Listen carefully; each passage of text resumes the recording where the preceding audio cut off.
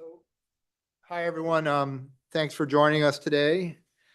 And we have a phenomenal speaker that I'm going to let Sarah introduce in a moment. But just to remind everyone that this is a CME event, that please register for CME and ensure. Did you get credit for listening in, and for those in the room? I put it up here so it's easy to do.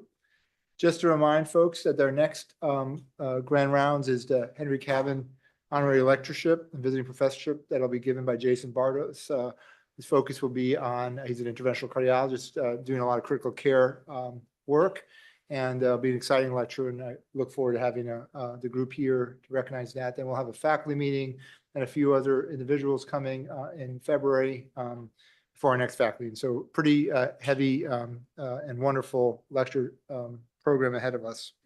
So with that, I'm going to ask Sarah to come up and introduce our speaker.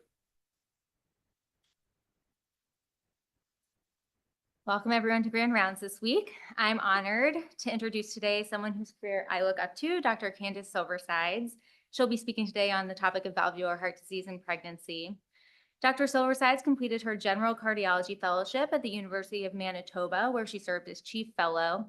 She then pursued subspecialty cardiology training at the University of Toronto, where she completed fellowships in adult congenital heart disease and echocardiography. She's also received a Master's of Science from the Harvard School of Public Health. Currently, Dr. Silversides is a professor of medicine and adjunct professor of obstetrics and gynecology at the University of Toronto, where she serves as the Miles Nadal Chair in Pregnancy and Heart Disease. She's the director of the Pregnancy and Heart Disease Program and leads the Obstetric Medicine Program. Her main clinical and research expertise is in cardiobstetrics and adult congenital heart disease, with more than 250 publications in the field. She's also been involved in the development of international practice guidelines and consensus statements, including serving as co-chair of the Canadian Cardiovascular Society 2021 guidelines on the management of adults with congenital heart disease. Since 2021, she served as the inaugural editor-in-chief of JACC Advances.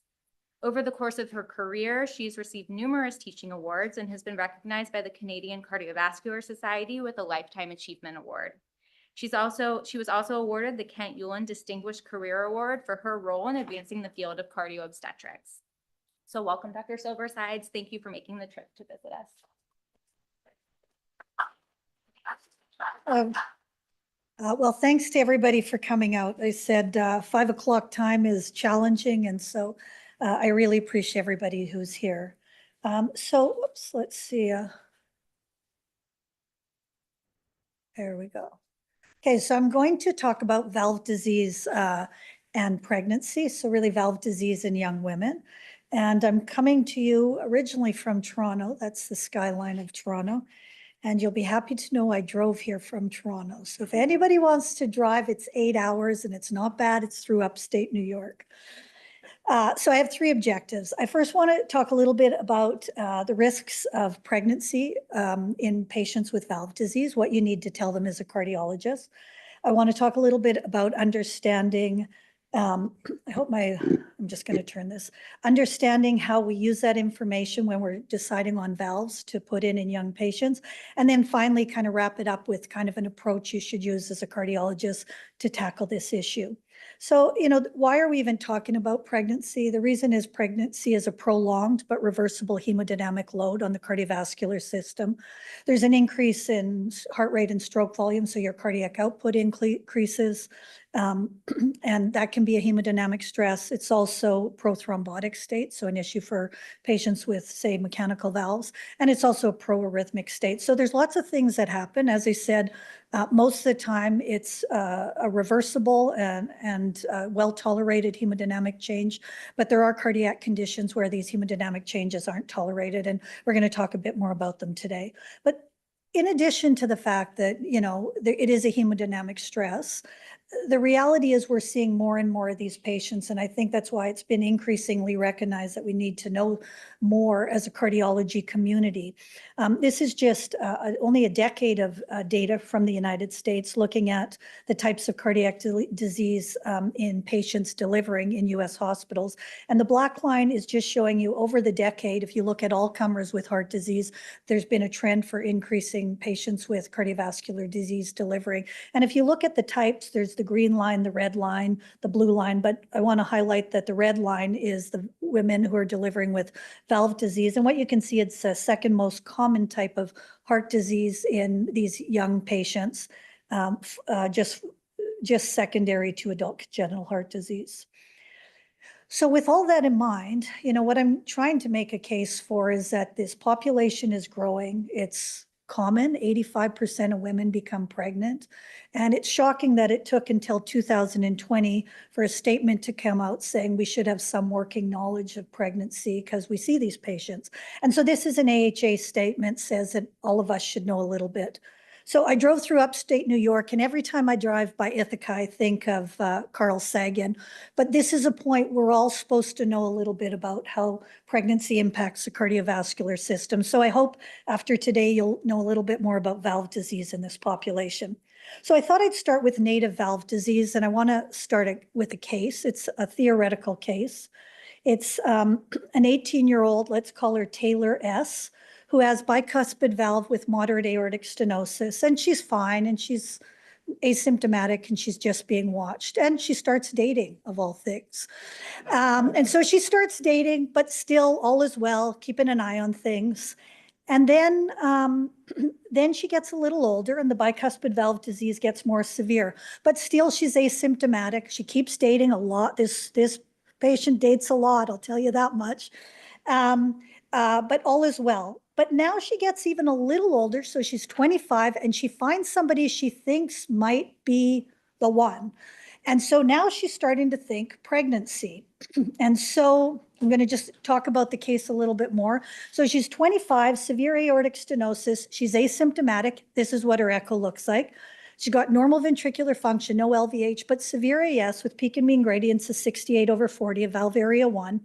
And she's got no aortic regurgitation. So you're going to have to take this poll in your head. If she walked in the door, what would you tell her? Would you tell her, look, she's asymptomatic, doing well, probably not much chance of running into cardiac complications? Would you say, and I'd say low risk is less than 5%. Would you say kind of intermediate at the 10 to 15%? Would you say, I don't know, it's still severe AS, probably about 1 in 4 will run into trouble? Or would you say, oh my God, it's severe AS, those gradients look terrible, don't get pregnant? Okay, commit to an answer, we'll come back. At one point, I'll get you to raise hands, but not at the start of my talk. Okay, so we're going to answer that question, but just as a bit of a background, aortic valve stenosis, unlike when you see it in a 70-year-old or an 80-year-old in a patient of childbearing age, it's most commonly due to bicuspid valve, or even once in a blue moon due to a unicuspid valve. But this is really usually the disease of bicuspid valves, which can come with an aortopathy. But from a pregnancy perspective, the reason why severe AS may not be tolerated because of those hemodynamic changes I mentioned is you have a fixed outflow tract obstruction. So you can't increase that cardiac output.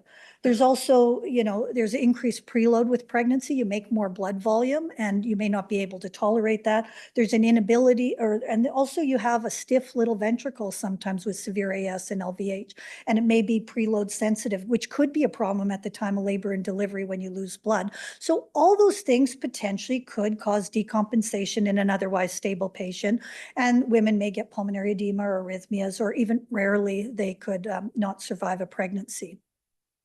So what are the actual numbers? Well, this is a meta-analysis we did looking at outcomes in patients with severe AS during pregnancy, but it's just outcomes of patients that are reported in medium and high income countries. So the reason I mention that is if you look at data from low income countries, maternal mortality and outcomes tend to be much worse, presumably because of access to care. But anyways, here's what's in the literature. For women with severe AS in medium and high income countries, there's about a 2% chance of maternal mortality in pregnancy.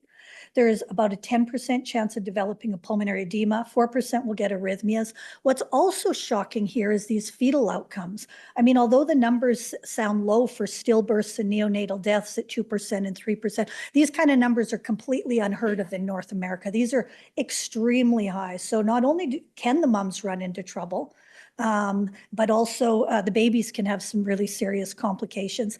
Now, one thing I want to say, this included medium and high income countries. If you look at North America, you'll find maternal mortality is almost never reported in big series. So this is a series from Toronto, where I'm from. And, this was long ago, but I want to make 2 points. First of all, in this series of, 75, 80 women with severe AS who were having pregnancies, we didn't have any maternal mortality. And that is also validated under their big US center cohorts. But the second thing I wanted to draw to your attention in this graph is that if you look at the severe AS patients, yes, they run into troubles. Mostly they don't die. They do get pulmonary edema or arrhythmias. But what's important is the little gray bar. So on the x-axis, you'll see the rates of cardiac complications in women who have mild or moderate aortic stenosis with a gray bar, or severe aortic stenosis with a blue bar. And so in our series in Toronto, 10% of the women with severe aortic complications got into trouble. But you can see mild or moderate aortic stenosis tend to do well. They tend to tolerate that hemodynamic load of pregnancy.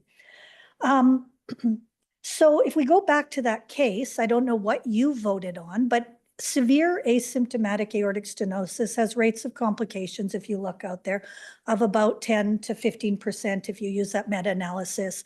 And as I said, although in that meta-analysis, kind of medium income countries had maternal mortality, in North America, it would be rare to have maternal mortality. This is a study looking at aortic stenosis from Europe. It's actually Europe and around the world. It's a multinational study. But it looked at who are the most likely women with aortic stenosis to run into trouble. Not surprisingly, you see the main predictors of outcome are severe aortic stenosis, of course, but also if patients had symptoms. Symptoms. There we go. And so the reason I'm showing you this data is to show you where we get our guidelines from. So I'm going to periodically talk about the AHA guidelines on valve disease from 2021. But the recommendation is if patients have symptoms, just like you would any other time with aortic stenosis, you should do a valve replacement.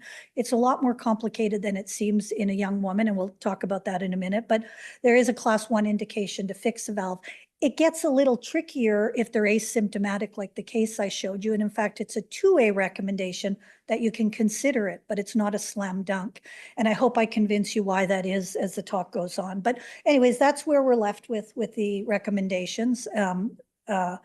And I just want to, I'm going to come back to aortic stenosis, but just because I said I'd cover valve disease and pregnancy, I want to cover 2 other valve lesions. The first is mitral stenosis.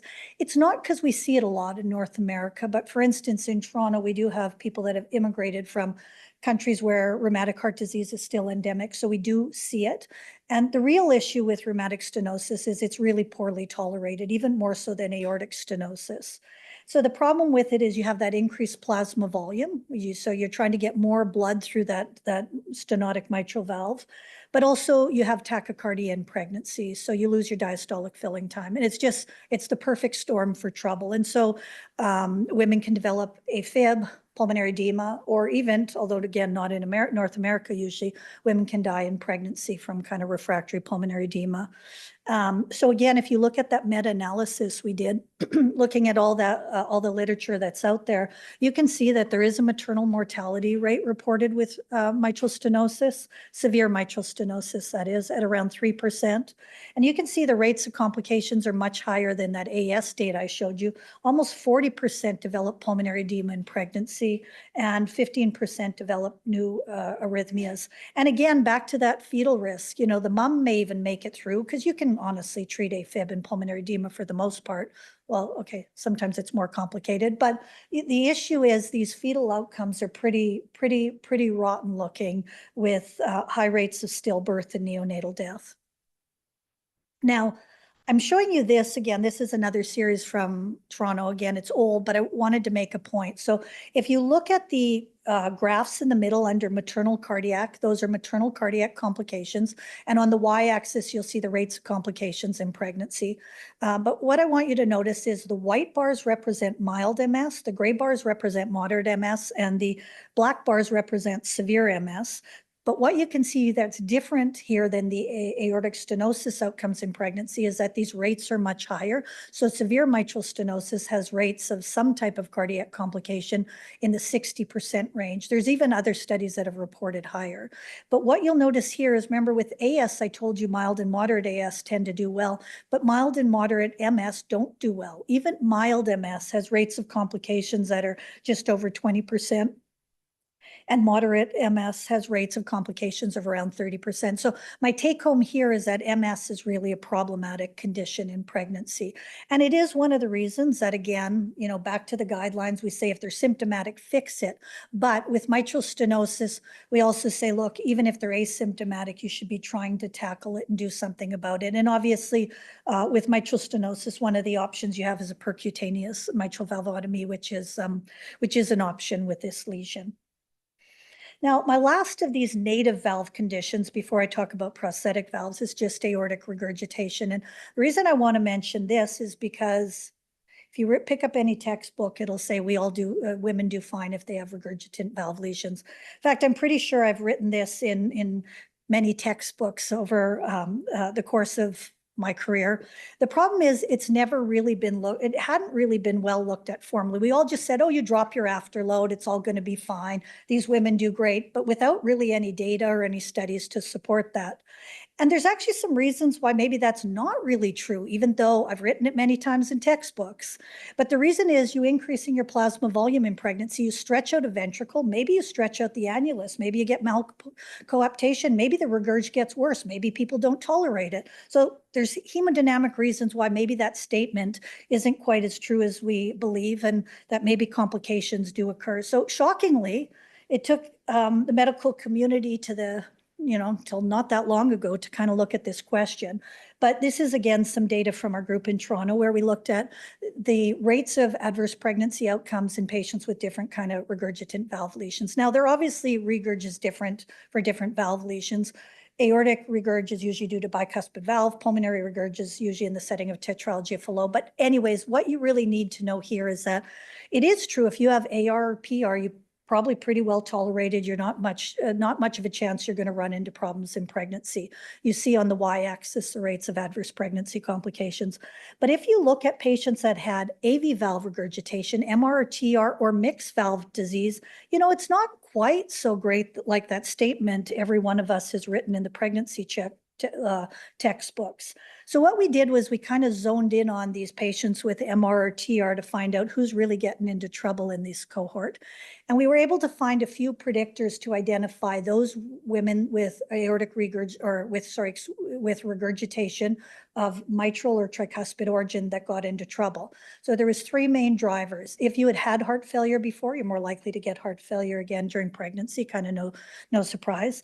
If you had any degree of LV systolic dysfunction, or if you had any degree of pulmonary hypertension. I don't think this is rocket science. It's just, we had no data before. We just assumed everybody did fine. And I think there is a high risk cohort. So the important thing is on the right-hand side of your screen, what you see is if you have none of those risk factors, the chance of running into trouble is kind of in the 5% range. If you have any of them, you're in the 30% range. So I do think there's a way we can tease out which women with regurgitant valve lesions run into trouble. And I just mention it because I think there's been a misperception in the past that all these patients do fine. It's not quite so true. And it is important because when you decide how risky a pregnancy is, not only is it important because you tell women about it and they can make an informed decision if they want a pregnancy, but also it helps you plan surveillance and what you're going to do over the course of pregnancy.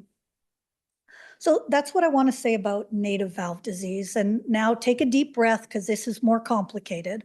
We're going to talk about how you factor in decision-making about picking a valve in a young woman. And this one, when I have to do this in clinic, it's probably my most complicated discussion I have with patients because you have to consider a lot of variables. So let's go back to our case. She's 25 years old.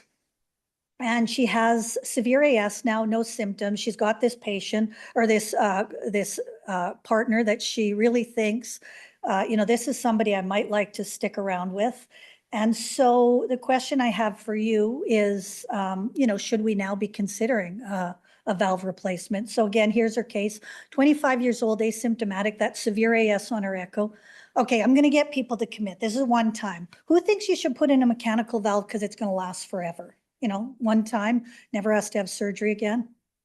How about a bioprosthetic valve? Because probably it's easier on pregnancy. There's not as many complications. Okay, yeah, I guess you're committing in your head. How about okay, couple, how about you think neither of these options is all that great? Okay, good. I like it. We got some controversy. Okay, so when we're thinking of what type of valve to pick in, you need to think of two big categories. What's the risk in pregnancy? Because that tells you that immediate risk. And then what's the lifetime risks of the various valve options? So that's what we're going to go through. You always have to start with the first option, which how about you do nothing? So we've already talked about this, severe asymptomatic AS. There's a chance she develops heart failure arrhythmias, kind of in the range of 10%. Probably in North America, she will not die in pregnancy, but she will eventually need a valve replacement. She's 25. She's going to need a valve done down the road. But her upfront risk is really related to the pregnancy. So how about a mechanical valve? So the issue with mechanical valves is it is definitely more complex, and we'll start with the pregnancy risks. Many bad things can happen when you have a mechanical valve, primarily because of your prothrombotic when you're pregnant, as I mentioned. And so you can get valve thrombosis, and 50% of valve thrombosis when they're pregnant will not make it through the pregnancy and won't survive. So we tend to concentrate on valve thrombosis and maternal mortality because they're most impactful. And also we probably have the most literature on it, but other things can happen. They can bleed, they can have strokes. These patients can develop heart failure and arrhythmias, but I'm going to concentrate on the valve thrombosis because those are the numbers we often talk to patients about. And then the other issue with mechanical valves is they're on warfarin, and with warfarin you can get an embryopathy. It occurs maybe 5% of the time, but it will be a lifelong condition for the baby. And if you talk to women, that is their key concern, embryopathy. So how do you decide, how to tackle these risks? The first thing I'm going to say is the risk of either valve thrombosis or warfarin embryopathy is completely dependent on the type of anticoagulation you use in pregnancy. So if you use warfarin, it will get to the baby. And as I mentioned, the baby could develop an embryopathy, so it comes with the fetal risks.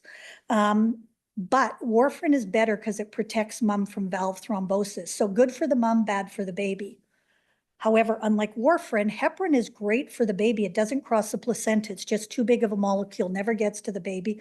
Babies are okay.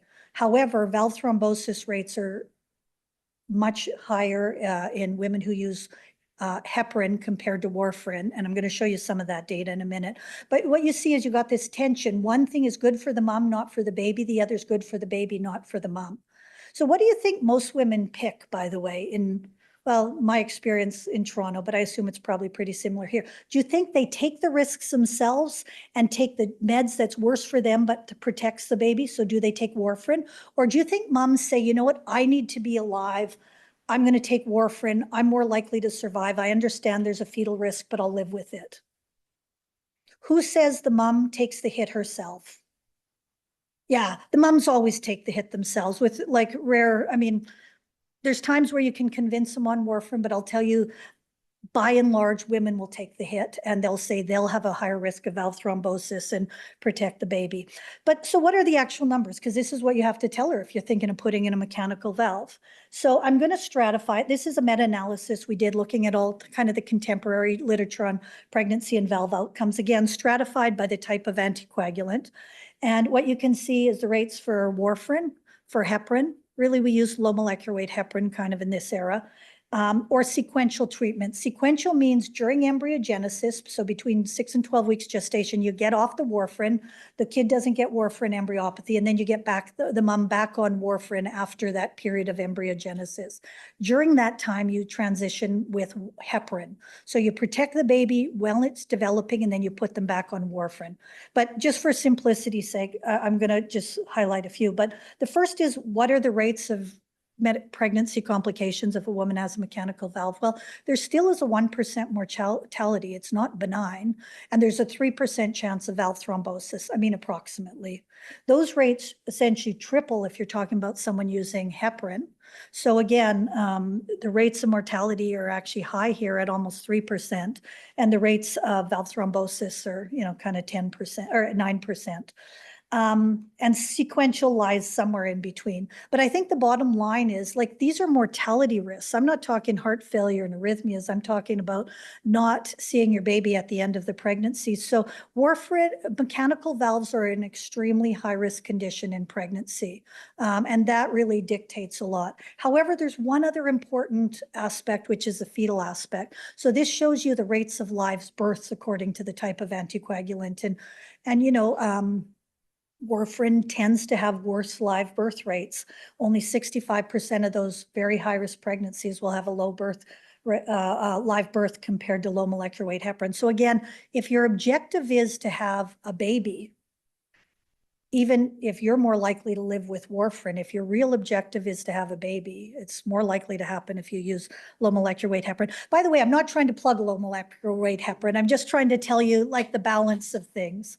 Now, I mentioned what's the pregnancy risk, so I hope you would know those because you'd have to talk to a woman about how risky a mechanical valve is, but you also have to think about the long-term issues. So, one thing is that with mechanical valve, it's significantly less likely you'll ever have to do redo surgery. And remember, every redo surgery is another potential mortality hit. There's always some inherent risk in redo surgery, and every subsequent surgery is higher risk because of all the scar tissue and the difficulty. So, with the mechanical valve, maybe you never have to go back in. Not perfect. There's a lot more bleeding with mechanical valves, although shockingly a lot of bleeding with biological valves as well. But nonetheless, there's potentially a benefit over long term if you do kind of one stop and put in a valve and never come back. And so again, going back to that table of this decision making, from a pregnancy, it's bad because there's mortality risks that's significant no matter what you do, even if you use warfarin. There's also the warfarin embryopathy risk, but over the long term, you only have to do one surgery instead of multiple surgeries. So let's think about bioprosthetic valves and kind of that same approach. And again, I'm going to do those first, break it down into those two groups. The first is to look at what happens in pregnancy. And, as long as you have a functioning bioprosthetic valve, it should be almost like a native valve with no inherent aortic stenosis, and women tend to do well. It's not quite so perfect because these are patients who have had heart surgery, but what you can see if you look at the different kinds of complications on the x-axis, hopefully you guys can see. I apologize if it's small. It looks so much smaller than it did on my computer. But the second category is severe maternal morbidity during pregnancy. And what you can see is if you put in a tissue valve instead of a mechanical valve, you really half the rates of having serious complications. And a high functioning bioprosthetic valve is not going to be associated with maternal mortality usually. I'm not going to get into all that, but just, to talk about the long-term risk. So better for pregnancy if you put in a tissue valve, but you got this issue to deal with. So this issue is the fact that tissue valves just don't last forever, and various ways they can degenerate. And so, it's something you have to think about, that you just don't have longevity. It has two aspects to it. But the first is that if you look at the different, there's been many studies looking at survival of a tissue valve, and it ranges anywhere between 75 and 95%. But they don't last forever. And those numbers I just gave you are 10-year freedom from reintervention. So you are going to have another intervention. But the other thing you need to know about tissue valves is, yes, they degenerate, but they degenerate more if you have a good immune system. It's why you don't tend to put tissue valves in kids. Well, they outgrow them, but their immune system really eats away at those valves. And the younger you are, the more the faster you have valve degeneration. So this slide just looks at the x-axis of time since your valve was implanted. And on the y-axis, you see freedom from reoperation. And the top of the graph is that black line. Those are like 60-plus-year-old patients that get a valve put in. The valves, they're not perfect, but they last a long time. The slope's not that not that steep. But if you look at the patients that are between 40 and 60 or less than 40, those two serrated lines below, you can see those valves degenerate considerably faster. And by 15 years, patients that are less than 40 will have only just over a 25% chance of having a valve that's still functioning normally. So age is an important factor. Remember, we're talking about putting tissue valves in 30-year-old women here with the idea of having a pregnancy.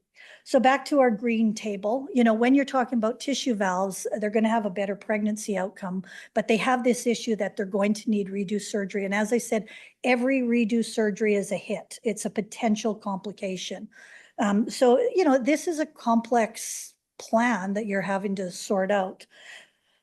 So there is a 2A recommendation, though, because of those pregnancy risks, that you put in tissue valves in women of childbearing age. It's just not that straightforward, and I'm going to come to it in a few minutes. But first, I want to tell you there's more. There's still another option. We could do nothing. We could put in mechanical. We could do tissue. There's a surgery that kind of got out of favor over the last 10 years, but it's back in favor, and that's a Ross operation. So this is another option. So I just like this graphic. I know it looks kind of, but I think it describes a Ross operation for everybody that it's not in their head. But what you do with a Ross operation, you have severe AS, so you take out the aortic valve. You actually use a pulmonary autograft to replace the aortic valve. So you just move the pulmonary valve over, and then you put in a pulmonary homograft, so a tissue pulmonary valve. So you basically have two valves here that weren't in their original position. But these valves are thought to be associated with better longevity than a plain tissue valve, that they're tolerated. Valves last longer in the pulmonic position. An aortic autograft theoretically might last you a lifetime. They don't always do that, but that was the selling feature. And so now let's look at this as an option. So, the first is, again, that same approach, looking at pregnancy and lifetime risk.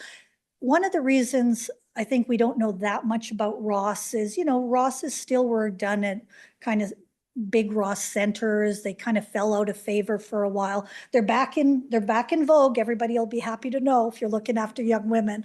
But nonetheless, we just have limited pregnancy data. So you can see here that for the larger series in pregnancy, very little numbers. But the bottom line is not much happens if you have a normal functioning Ross. So it sounds like a pretty good pregnancy option.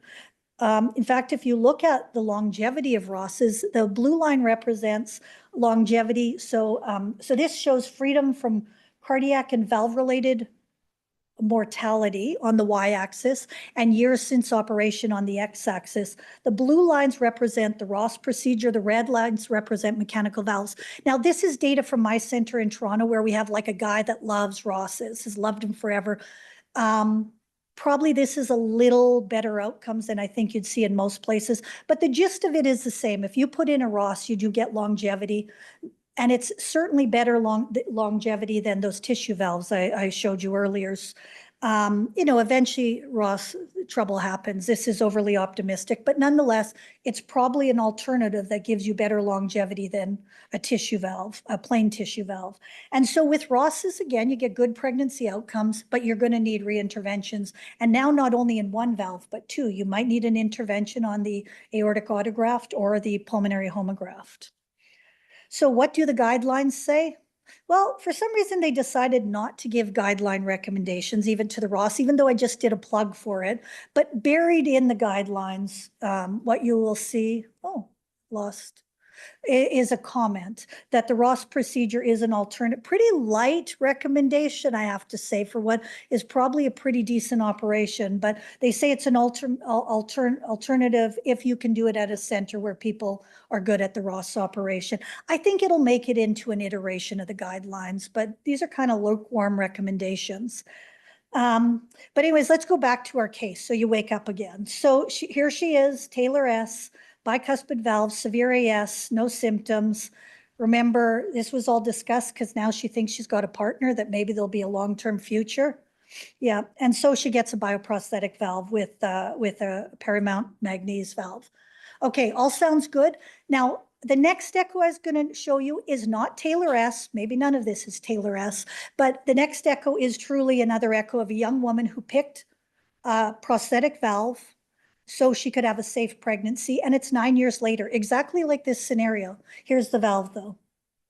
Oh, sorry. Okay, I meant there was another key. Now Taylor S is 9 years later and she meets someone and she is going to get pregnant. So now my lead up, this next echo is not Taylor S, but it's the exact same scenario. Picked a bioprosthetic valve with the idea she wanted a safer pregnancy. And her doc listened to that 2A recommendation. Beware of 2A recommendations. That's my take home point.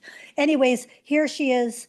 She comes in 9 years later, had this valve specifically so she could have a pregnancy, and she's just got a rock of an aortic valve on the, and I'm sorry, this video, no matter what we did, wouldn't play, but the bottom line is this is severe prosthetic valve stenosis now. She had peak and mean gradients of 94/65. Luckily her valve function, her ventricular function was fine, but she also had moderate to severe AR. So, my point being is, yeah, you could just say it's a 2A recommendation, put in a tissue valve, but that actually assumes someone's going to get pregnant in a timely fashion. And if you make this mistake, I don't know how much service we've done this woman. Anyways, so with that in mind, we tried to look at this question in Toronto. And so we looked at all the patients who had bioprosthetic valves who were pregnant to find out how many of them actually came for their pregnancy, but actually had already had tissue valve degeneration. And so the green bar just shows you every woman that walked in the door in Toronto with a tissue valve. What's shocking to me is almost more than 25% of them already had significant valve degeneration. So we're putting in all these tissue valves and, 1 in 4 are coming in with a valve that's already degenerated before they get pregnant. The purple bars show the valve degeneration in the left-sided valves, and the blue bars show the right-sided valve degeneration. But look at these left-sided valve. So like that aortic valve, 45% of them had a valve put in for a safe pregnancy, and they came with a valve that was not functioning. I mean, just saying, I think we really need to think this through. What's even more shocking is these numbers over on the upper right-hand side. The average time from the left-sided valve being put in to when they showed up pregnant was 7 years. So these valves are degenerating fast. The right-sided ones, as we've kind of already known, don't degenerate as fast. Those ones, it was 11 years after their implant. But, so I think one of the things we have to think about is we can put in tissue valves, but part of the deal is these women also have to get pregnant in a timely fashion for that to be advantageous. And here's the real numbers. So what happens to these women with valve degeneration? So the red bars at top show you the rates of maternal cardiac complications and fetal complications in those patients where their valve had degenerated on the left side. And the lighter red two numbers on the bottom are the numbers for if you had a functioning valve. So first, if you look at the two numbers on the bottom, 5% chance of adverse maternal complications, and well, a lot of them have prematurity, so 16% chance of fetal complications. But, from a maternal point of view, they're doing pretty well, not much trouble. But look at those ones with valve degeneration. 45% of them get heart failure, arrhythmias, and 65% get adverse fetal outcomes. It also highlights another thing. Valve degeneration is bad, but it tells you how highly linked the mom and the baby's outcomes are. And so, luckily buried in those guidelines is a 2B statement that I think we always have to keep remembering, which is that in asymptomatic patients, it's not so straightforward. And if they are truly asymptomatic, you put them on a treadmill, you can't get a symptom out of them. They don't have, here they say you should have a normal BNP, sure. But if they're truly asymptomatic, even with AS, it's probably reasonable to not put in a valve for those reasons I've just tried to highlight. And so, the answer to that question was neither for the few people that got it. I think the issue for that patient, if she's asymptomatic, I would probably say, look, I think try having a pregnancy with severe AS and we'll get you through heart failure and arrhythmia. So, the last thing I want to do for maybe less than 5 minutes is just to give you an approach of what you should do if you see a 20 or 30-year-old patient in your clinic and you want to tackle about what to talk about in your cardiac clinic. And I do hope you think about this population and tackle this issue. The first is that if they have valve disease that's significant, they should be given some of this advice about the risk, not about what kind of valve to pick, but here are the risks of pregnancy. That allows a woman to collect information and make a informed decision about whether or not she wants a pregnancy. So the first thing is they have to get that information. It's our jobs as cardiologists to get that information out. And as I've mentioned it before, but just to drive home this point, if they are symptomatic, oh, sorry. And so the recommendation is it should be done by somebody who knows something about this. So you may feel very comfortable sitting down and talking about this, but if you don't, you tap into your cardio-obstetric team here. You got great people. Send it to your cardio-obstetric team and they can sit down and go through all those potential risks with the patient. So the way you would do it normally is if you were seeing these patients is not only think about those risks I talked about, but also think about, other information that you might integrate into that assessment of risk. So, you might want to get an exercise test, figure out what their functional capacity is. You might want an MRI, see if there's scars. Maybe you'll get a BNP. Integrate everything estimate the risk, make sure the woman understands what the risks are. And so she can make some decisions. Now, if you get, sorry, I got too far. Okay, yes, okay, this picture. One thing I would say is this can be complicated, as I hope you've got the gist of with this talk. And it's not all just about the mom, which I also hope you've got the gist of, which there's fetal issues as well. And so I think it's really important that it's not just one person seeing these patients, but that you use your cardio-obstetric team, and that's often a multidisciplinary team. So these patients would often see the cardiologist, but also the maternal fetal medicine specialists and, maybe other members of the team if needed. So if they get to the point where you've told them the risks of pregnancy and they want a pregnancy, now you actually have to go through that decision making that I just explained that's really complicated because it's not really a slam dunk. So I said if they're symptomatic, it is a slam dunk. You just tell them symptomatic patients need to be fixed, although picking the valve is tricky. If they're asymptomatic, I think that's where it involves more nuanced, and you really have to go through some of those extra steps to decide, is this going to potentially be a safe pregnancy in a patient with severe AS? And so again, okay, well, I was going to say, like they're out of order here somehow. You know what? I'm going backwards and forwards, but okay. I did look up. So when I was doing this talk, I tried to look up for a slide that said there's no great alternative, which is, with valves, there's no perfect alternative. You either protect the mom, you protect the baby, but there's no perfect solution. So I looked up on the internet, no perfect option. This is what I got. So anyways, I still think you can use this table that I've been talking about where you talk, if you do get a woman who needs a valve replacement, you got to sit down and hash this out. You got to say, what are the options if we do nothing? What are the options if we put in a mechanical? Sometimes people will choose a mechanical, even if they're planning a pregnancy. If they've had multiple surgeries and a surgeon said, I'm never going back in again, sometimes they get a mechanical. You'll get women that have mechanical valves because they say, I'm only going for one surgery in my life, let's plan accordingly. And they get a say in the matter, but it does mean they will have a risky pregnancy. Often women will pick tissue valves with the idea that it's going to be a safe pregnancy, but the misleading thing is that it's only a safe pregnancy if they get pregnant in a timely fashion, and they have to understand that they're going to have redo surgeries. And if they don't get pregnant and you have to replace, that bad valve I showed you, again, because she wants a pregnancy, and then you've got another tissue valve in, and then she has a pregnancy, and then you're on your third one. Each of those is a mortality risk, and you've got to decide if it's worthwhile. And a Ross is a good option, and hopefully it makes it to the guidelines soon. And this is my very last slide. No matter what I've told you about the risks of pregnancy, everybody's risk tolerance is different. So you will tell some women with severe aortic stenosis, hey, there's a 10 or 15% chance of heart failure and arrhythmias. And some will say, oh my God, let's fix that valve. It's non-negotiable. I will never go through a pregnancy with that kind of risk. And as an example, another condition, Eisenmenger syndrome, there is a maternal mortality. 30 to 40% of those women will die. And sometimes you say there's a mortality of 30 to 40%, that at the end of pregnancy, you will not be alive. And you know what? A response I've heard of? Oh, thank God. I thought you were going to tell me something way worse. I was expecting it much worse. So, every patient has their tolerance of what risk they will take. And I think it's your job to inform them and use shared decision-making to make that decision. And so I have showed a lot of data from my group in Toronto. This is the group in Toronto in cardiobstetrics.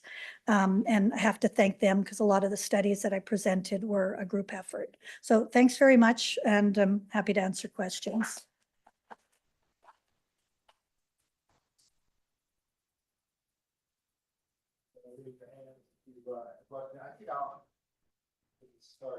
I had a question because I was surprised in the aortic stenosis case that you didn't specifically address TAVR as an option now. I was going to have a slide. I thought so. And so I'm curious how if that has in fact changed, and what is the uptake of TAVR in this population so far? Yeah, so I could count on my hand how many times TAVR's been used in pregnant women with severe AS. I mean, the reality is if you have time on your sides, TAVR in a 20-year-old is probably never going to be a first-line therapy. It does mean maybe you have a bailout. Our old bailout was, if you had a really clean aortic stenosis and a bicuspid valve that wasn't stenotic, maybe you could valvuloplasty it open in the past. In fact, we've done that in the past. You valvuloplasty, you open the valve a bit, you buy time, you get them through their pregnancy. But valvuloplasties aren't great. Trouble happens. Sometimes they go into acute aortic regurgitation. So we're lucky now if we're in a jam and they are pregnant, we could do a valvuloplasty or put in a valve, and you can get them through a pregnancy where before you'd have to go on bypass, or sorry, before you'd have to do cardiac surgery. Cardiac surgery comes with a 30% fetal mortality. The problem is, apart from doing it in those urgent situations, I think it's hard to tell a 20-year-old that the first way you'd tackle a valve is putting in a TAVI. Now, you might say, look, if we put in a bioprosthetic valve, there's a chance if it degenerates before you get pregnant, we could do a valve in valve, but maybe not so optimal. A valve in valve means you have some inherent level of stenosis. So I just think we're not there. If we ever, I think we're not there. I think with 20-year-olds, we use tried and true approach to valve disease, which is still surgical approaches. Too bad we don't have a surgeon in the audience. They for sure would stand up and say, what are you talking about, TAVIs? It's got to be surgery. But I think in young people, we still go with surgery. But yeah, it's a bailout though. It's a bailout if there's trouble while you're pregnant. Your turn.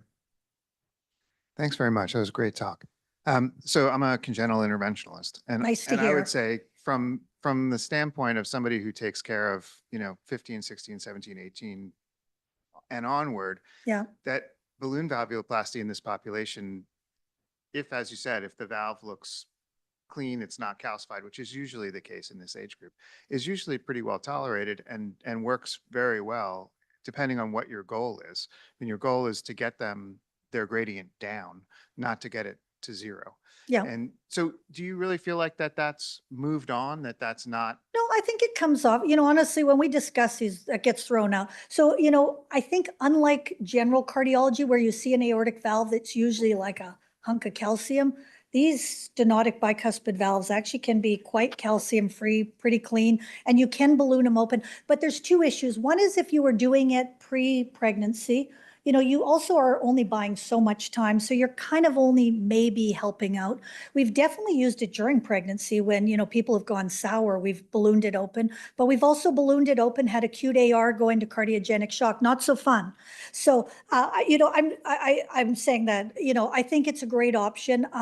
That big problem is the fact that it doesn't last. So if it doesn't last, sometimes you just bite the bullet and say, let's just fix this for something that lasts. But we sometimes do it. If somebody says, look, everything you're telling me is completely unpalatable, none of that is any option I will go for, then, that gets put on the table. Yeah, I thought it was interesting, your graph on the degeneration of the bioprosthetic valves. No, it's shocking. Yeah, it is. And I've heard the lore in the low and middle income countries with the rheumatic heart disease, that it's even worse than that. But I've not seen any data on that. It would kind of make sense with what you're saying, but do you have any data on rheumatic heart disease? Yeah, I don't, but actually, I mean, you're right. I don't. So but okay, maybe Rob does. He's looking for, okay. But actually, I do agree with you. I mean, from a pathobiology point of view, you're right. It may degenerate faster if you have some kind of hyperimmune thing going. But I just don't know it. But I do think it's shocking because, I mean, it's come out of my mouth a million times. I say 10 to 15 years with your bioprosthetic valve, like it's not really true. When you look at the data, a young person doesn't necessarily get 15 years out of a left-sided valve. Right-sided valve is different. I still think 10 to 15 years is probably the right thing to say, but I think left-sided valves, we've kind of underappreciated that they degenerate faster than what we've typically told people when you put it in a young person. But the rheumatic thing's interesting, but I don't know any data. But sure, I think it's possible. Yeah. Mitral valve stenosis, actually, that is not a candidate for valvuloplasty. Yeah, well, then you got to go through that whole, I mean, it's interesting. They only, in the guidelines, that's exactly what I wondered, why the guidelines don't go beyond do a valvuloplasty. Because a valvuloplasty is a nice solution. But then I think you have to talk about the different valve options, tissue or mechanical, depending on the patient's preference. I mean, I think most of the time people are going to pick tissue valves, to be honest. So, but there's not a guideline that says what the next step definitively should be. I don't know how they forgot that next step, because you're right, many people are not valvuloplasty candidates, right? You have to have a pristine looking valve. You can't have much regurg, and but then you have to go through the whole green chart I showed you. Thanks. That was a great talk. The thing that I was most surprised by are the complications from the anticoagulation. I know they're And shockingly high. I feel like, I mean, we always put a value judgment on the mechanical valve being really burdensome because of the anticoagulation, but not really focused on the risks of anticoagulation. And is that, I mean, for the reasons that you explained of the prothrombotic state of pregnancy, I mean, do we see other kinds of like thrombosis? Like we use Coumadin and heparin and a lot of other reasons in pregnancy? I mean, a million pregnant women get thrombotic complications. I mean, they get DVTs, they get PEs. Like, this is a whole other bird. The valves just don't do well when there's two issues. One is it's a prothrombotic state, and I guess it's really a foreign body. But second of all, it is also hard to manage anticoagulation in general and be perfect at it. So I think it's a combination, because your volume of distribution changes when you're pregnant, you metabolize things differently. And so because of that, you have to keep tweaking anticoagulation. So it's never like a nice, peaceful kind of non-pregnant state. And you got that perfect storm of prothrombotic, and then you throw in, it's just hard to manage anticoagulation. But the thing is, all of this is rare. So it's not like we're all seeing mechanical valves in pregnancy unless you run a really big clinic. But the reality is women die with mechanical valves. They die with mechanical valves because they're not aware of the risks. They aren't getting proper surveillance. They're not seeing Sarah in her cardio-obstetric clinic. And in North America, I mean, you shouldn't be dying for complications like that in pregnancy, but it happens. So it's rare, but it happens. And so we got to figure out how to get people into the place where they get proper care. But yeah, I mean, they're shockingly high, honestly. But I mean, I think most people that run cardio-obstetric clinics, if you ask them if they've been involved in a mechanical death during pregnancy, a death from a mechanical valve in pregnancy, will tell you they've been involved with it. I don't think you'll find many that haven't encountered at least one death. But anyways, okay, I keep rambling, sorry. Without any other questions, I want to thank Candace for joining us. It was a remarkable and very informative event.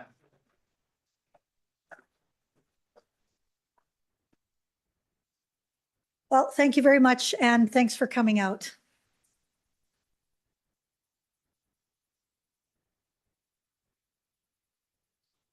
Sarah, it's shocking. Yeah, it's